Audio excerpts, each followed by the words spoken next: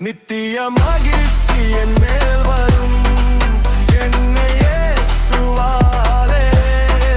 நித்திய மகிழ்ச்சி என் மேல் வரும் என் தேவனாலே. நீங்கள் அசதியாயிராமல் வாக்குத்தத்தமான ஆசீர்வாதங்களை விசுவாசத்தினாலும் நீடிய பொறுமையினாலும் சுதந்திரித்துக் கொள்கிறவர்களை பின்பற்றுகிறவர்களுமாயிருந்து உங்களுக்கு நம்பிக்கையின் பூரண நிச்சயம் உண்டாகும்படி நீங்கள் யாவரும் முடிவு பரியந்தம் அப்படியே ஜாக்கிரதையை காண்பிக்க வேண்டும் என்று ஆசையாயிருக்கிறோம். அப்போஸ்தலனாகிய பவுல் சொல்லுகிறார், பொறுமையை நமக்கு முன்மாதிரியான பரிசுத்தவான்கள் எப்படி பொறுமையாக இருக்கிறாங்க, உங்கள் அம்மா எப்படி பொறுமையாக இருக்காங்க, உங்கள் அப்பா எப்படி பொறுமையாக இருக்கிறாங்க, உங்களுடைய அண்ணா எப்படி பொறுமையாக இருக்காங்க, அக்கா எப்படி பொறுமையாக இருக்காங்க, இதை பார்த்து கற்றுக்கொள்ள வேண்டும். ஸ்தோத்திரம். அப்போ உங்களுக்கு பக்கத்தில் உள்ள விசுவாசிகள் அவங்களோட உபத்திரவத்தில், உங்கள் பாடுகளில், அவங்களுக்கு குழந்தை இல்லாமல் இருக்கும்போது எப்படி பொறுமையாக இருந்து 4 வருஷம் காத்திருந்து குழந்தை பெற்றுக்கொண்டாங்க, அவங்களுக்கு தேவன் வாக்கு பண்ணினதை எப்படி பொறுமையாக இருந்து பெற்றுக்கொண்டாங்க, இப்படி நல்ல முன்மாதிரிகளை பார்த்து உங்கள் பொறுமையை நீங்கள் தேவனிடத்தில் கேட்டு வளர்த்து கொள்ள வேண்டும். ஸ்தோத்திரம். கிறிஸ்துவின் பொறுமைக்கு உடன் பங்காளியாயிருக்கிற யோவான் என்று சொல்லி வெளிப்படுத்தின 1:9 சொல்லியிருக்கிறது. கிறிஸ்துவின் பொறுமைக்கு உடன் பங்காளி. ஸ்தோத்திரம். இயேசு கிறிஸ்துவினுடைய பாடுகளுக்கு உடன் பங்காளியாக தேவன் நம்மை அழைத்திருக்கிறார். பொறுமைக்கு உடன் பங்காளியாக யோவான் அவ்வளவு பொறுமையா இருந்தாராம். இரத்த சாட்சியாக எல்லா சிஷ்யர்களும் மரித்தாலும் யோவான் மாத்திரம் இயற்கை மரணம் எய்தினார் என்று சொல்லி நமக்கு சரித்திரம் சொல்லுகிறது. வேதாகம ஆசிரியர்கள் நமக்கு சொல்லிக் கொடுக்கிறாங்க. ஸ்தோத்திரம். பொறுமையாய் காத்திருந்து வாக்குத்தத்தம் பண்ணப்பட்டதை பெற்றுக்கொண்ட ஆபிரகாமை நாம் நினைத்து பார்க்க வேண்டும்.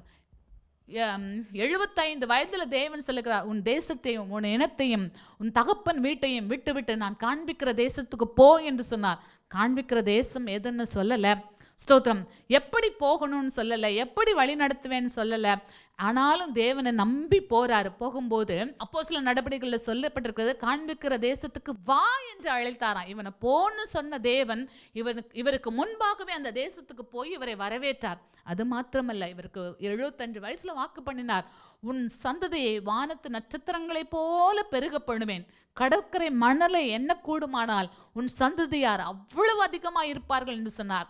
ஆனா 25 வருடம் ஒன்றுமே இல்லை. கிட்டத்தட்ட ஒரு 13 வருஷம் ஆன உடனே சாராளுக்கு அந்த விசுவாசத்துல ஒரு டவுட் வந்துடுச்சு. எனக்கு பிள்ளை இல்லை, பிள்ளை பெறுகிறதுக்கு நான் ரொம்ப வயதாயிற்று, என் வேலைக்காரியின் மூலமாக எனக்கு பிள்ளை உண்டாகும்படி நீர் ஏதாவது செய்யும் சொன்ன உடனே இஸ்மவேல் பிறந்துட்டார். இஸ்மவேல் பிறந்தது ஆண்டவருக்கு வாக்குத்தத்தத்தின் பிள்ளை அல்ல. மறுபடியும் தேவன் சொல்றார், உன் சந்ததி உன் மூலமாய் பலக்கும் என்று சொல்லி அவனுக்கு வாக்கு பண்ணி ஈசாக்கை கொடுத்தார். கிட்டத்தட்ட வாக்குத்தத்தம் பண்ணதை பெறுவதற்கு 25 ஆண்டுகள் காத்திருக்க வேண்டியதாக இருந்தது. ஸ்தோத்திரம். இஸ்ரவேல் ஜனங்கள் எகிப்திலே வாக்குத்தத்தம் பண்ணப்பட்ட தேசத்துக்கு போகிறதுக்கு 430 வருஷம் அங்கே பாடுகளை உபத்திரவங்களை அனுபவிக்க வேண்டியதாக இருந்தது.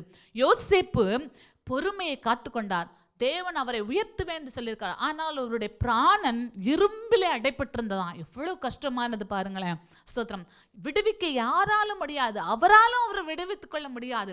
காலம் நிறைவேறின பிறகு தேவனே அவரை உயர்த்தினார். அப்போ தேவன் வாக்கு பண்ணினதை பெறுவதற்கு பொறுமை அவசியமாக இருந்தது. அது ஆபிரகாமுக்கு இருந்தது, எல்லா பரிசுத்தவான்களுக்கும் இருந்தது, யோசேப்புக்கு இருந்தது. ஸ்தோத்திரம். நமக்கும் அந்த பொறுமையை தேவன் தருவாராக. துதியின் கோட்டை ஆலயம் புதிய பேருந்து நிலையம் அருகில், திருநெல்வேலி 620007 தமிழ்நாடு, தென்னிந்தியா. இணையதள முகவரி www.fortopriceministries.org.